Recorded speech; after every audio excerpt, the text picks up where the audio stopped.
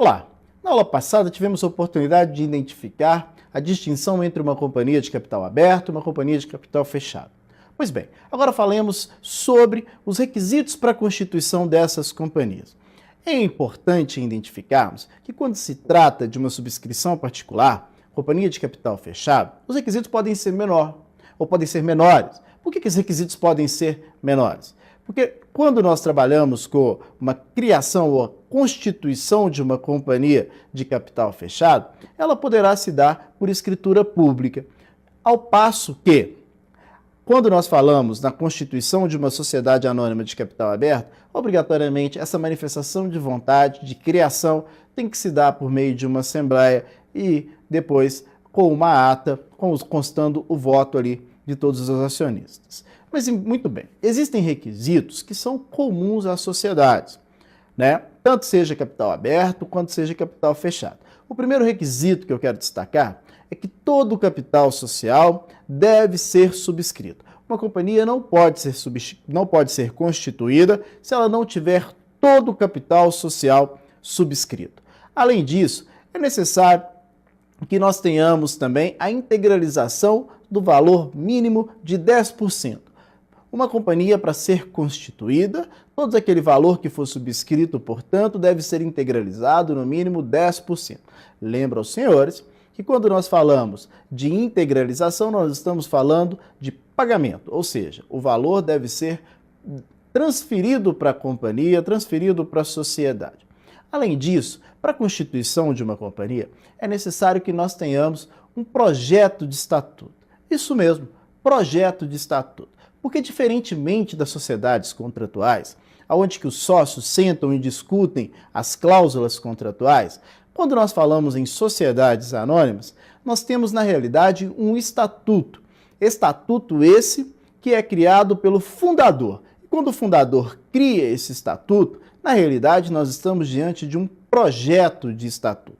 Por que esse projeto de estatuto ainda? Porque a sociedade ainda não está criada. Lembre-se sempre, o fundador, ele cria as ideias, pega ali as principais situações daquela companhia e aí, efetivamente, traz as principais artigos, as principais normas que serão daquela companhia e os acionistas poderão, né, entrarem ou não, comprarem ou não ações daquelas companhia. Então, quando o fundador, na realidade, o que ele cria é um projeto de estatuto inicialmente.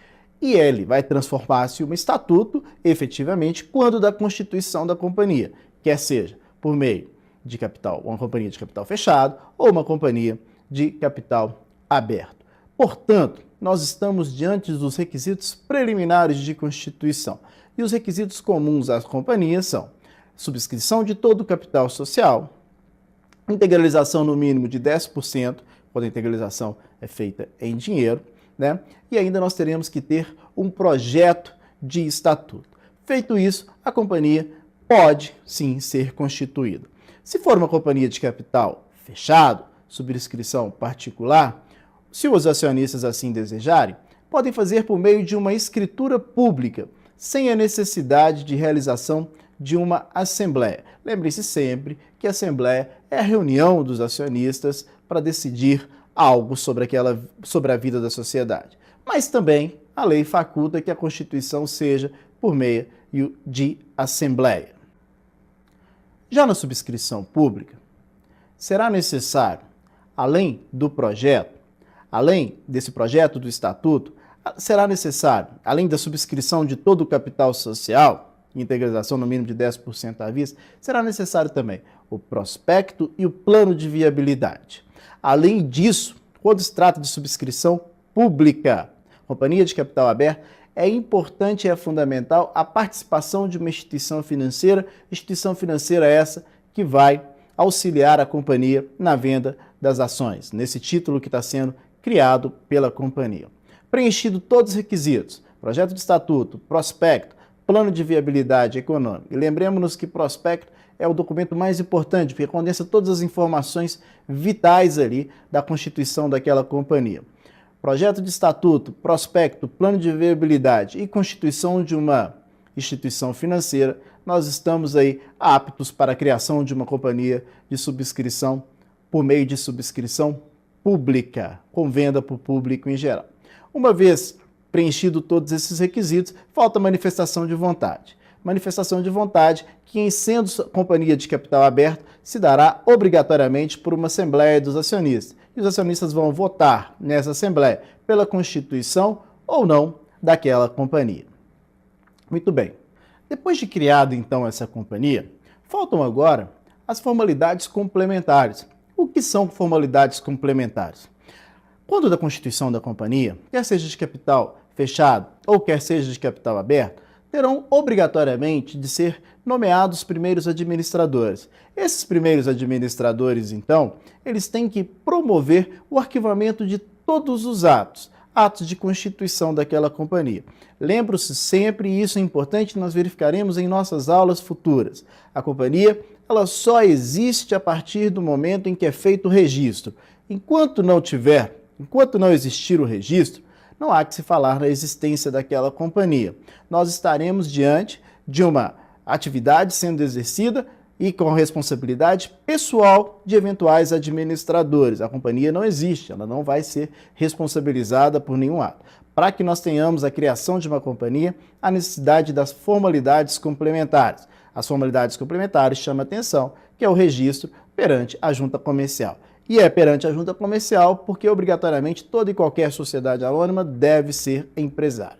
Então, a partir do momento que constitui uma companhia, que há a manifestação de vontade de criação da companhia, são nomeados os primeiros administradores. Dessa forma, então, competem aos primeiros administradores cumprirem essas formalidades complementares. Esclareço, por fim, e chamo a atenção para que isso é o mais importante, enquanto não for realizado o registro, não há que se falar em criação da pessoa jurídica, criação da sociedade anônima. É importantíssimo destacar que não existe sociedade anônima em comum. Quando nós trabalhamos no direito empresarial, nas sociedades em geral, nós vimos que uma sociedade que não realiza o registro se trata de uma sociedade em comum e todos os sócios respondem com o seu patrimônio pessoal. Nas sociedades anônimas, nós teremos a oportunidade de ver que o máximo que o sócio pode responder é com o valor que ele investiu. O acionista só pode perder o preço de emissão das ações, ou seja, o valor pelo qual ele investiu naquelas suas ações. Isso é muito importante. Então, lembrem-se sempre, não existe sociedade anônima em comum. Enquanto a sociedade não for registrada, a responsabilidade é dos administradores por quaisquer atos que realizarem e a sociedade terá o nome de sociedade em organização. Somente a partir do momento em que ela é constituída é que a sociedade efetivamente existe. Muito bem. Nós teremos a oportunidade, em sala de aula, complementar esse nosso material. Teremos a oportunidade de trabalhar um caso concreto. Trabalharemos mais com os aspectos de constituição da sociedade. Trabalharemos aí com responsabilidade dos administradores, forma de votação de constituição, quer seja companhia de capital aberto, companhia de capital fechado, subscrição pública, subscrição particular. Se trata de aula importantíssima que eu conto com a presença de todos. Não se esqueçam que é fundamental a leitura de todo o nosso material. Material base e material complementar. Esse vídeo, lembrem-se sempre, teve o condão de orientá-los, senhores, os principais pontos aí da constituição da companhia. Mas tenho certeza que na sala de aula nós trabalharemos aí de forma muito mais gratificante, com pontos mais aprofundando aí na constituição da companhia de capital aberto, capital fechado. Conto com a presença de todos e até a próxima aula. Muito obrigado.